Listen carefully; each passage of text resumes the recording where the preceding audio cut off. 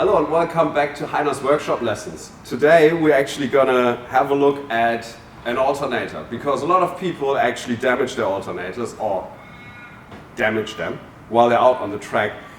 The alternator isn't really damaged, it's usually just dirty. The thing that gets dirty is this. These are the brushes.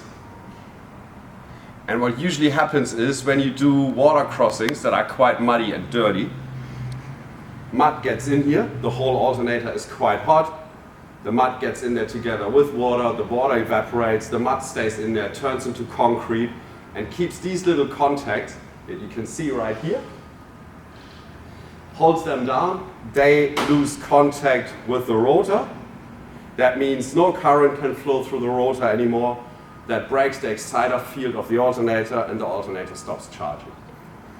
To repair that out in the bush, you don't need a lot, you just need to know what you're doing. So this is about how to fix your alternator while you're in the bush. First thing, get it out of the car, because you can't do it while it's in the car.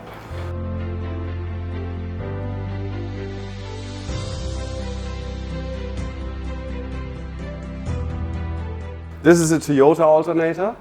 Other alternators are slightly different, but the idea is still the same. First thing you have to do is get inside the alternator. So on this one, we have to take the back plate off to get to the brushes. This can be quite hard because depending on the state of your car and your alternator, there might be a lot of corrosion on the screws and things might not want to come apart. If that is the case, you can always use some thing like WD-40 or whatever you can use as the oil and let it seep in for a while to get the screws going. Or you can give them a little tap with a hammer, a little tap. If you're a bit like Reese, a very little tap. Not a lot, because otherwise you break things.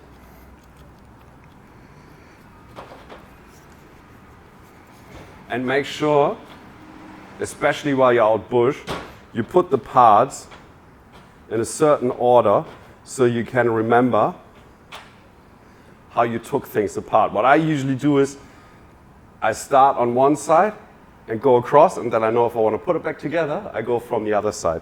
So that way I can't forget things. But everybody's got their own system for that.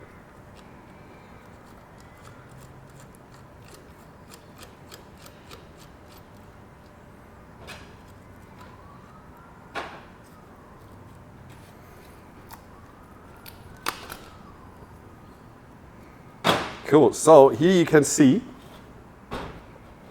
quite easily, these are the brushes we talked about. See how that looks quite similar. This bit here is the voltage regulator, which is this bit. That part makes sure that you get the right voltage out of your alternator. This is a constant voltage alternator, which means this little regulator will always regulate the output voltage to maximum 14.2, 14.3 volt. If the voltage on the output port, which is this bit here, that's where your battery gets connected, if the voltage wants to go higher than 14.3 volt, which this unit can, it will easily, if you don't regulate it, can go up to 20 volt, maybe even more on high revs. As soon as it wants to go higher, the regulator will cut the exciter field. Exciter field collapses, the voltage drops, turns it back on. That way you regulate the output voltage. And then there's this bit here, which you can see is that. That is called the diode plate. That's the rectifier diodes. They make sure that the sine wave that usually comes out of your alternator doesn't look like an up and a down sine wave, but it will look like an up and another up sine wave. If you want to know more about that, Google what a rectifier does. All right, let's take this apart. These screws are quite tricky because you usually only get one chance to take them apart. They're Phillips head screws. They're usually really tight, and as soon as you don't get your Phillips head screwdriver in there properly for the first crack, you strip the bolt and you won't get it apart. Alrighty, so what you can do to make sure you get your screwdriver in there properly, sit it on the Phillips head screw, sit it in there, and then give it a little love tap with the hammer.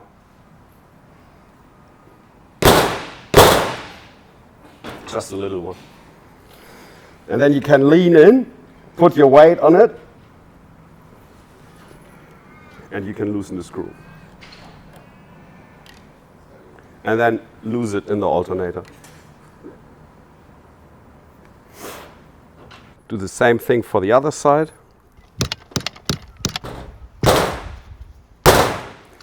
The little love tap also makes sure that you compress the screw a little bit, which often helps with loosening it initially.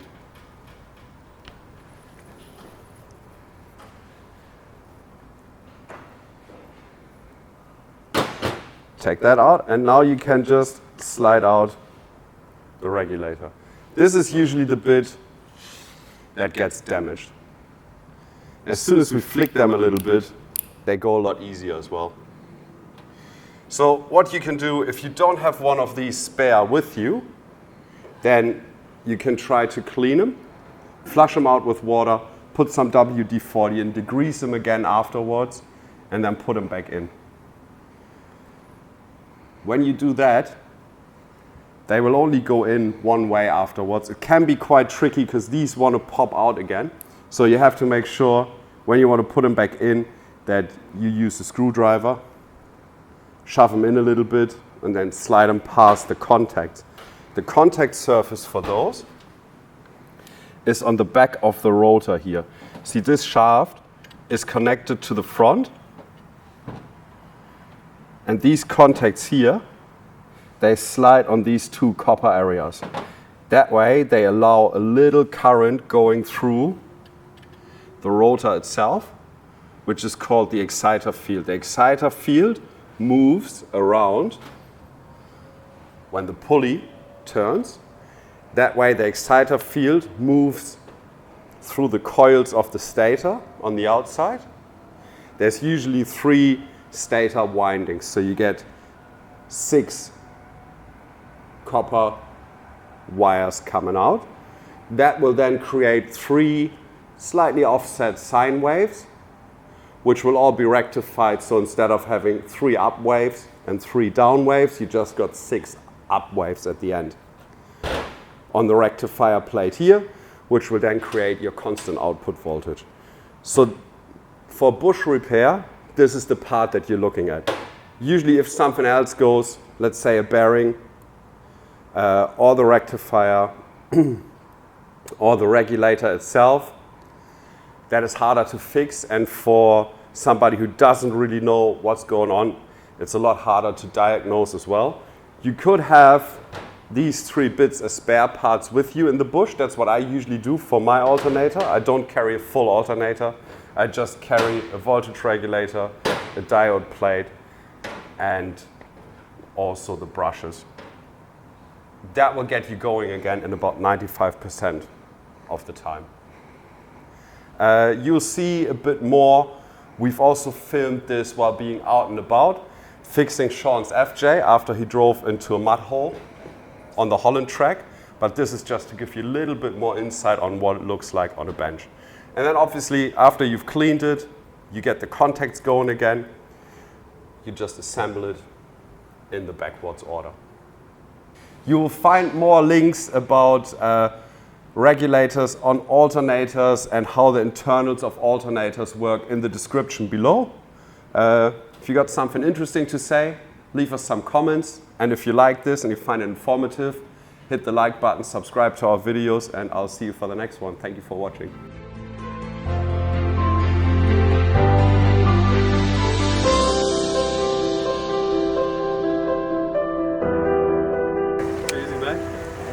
Let's drive.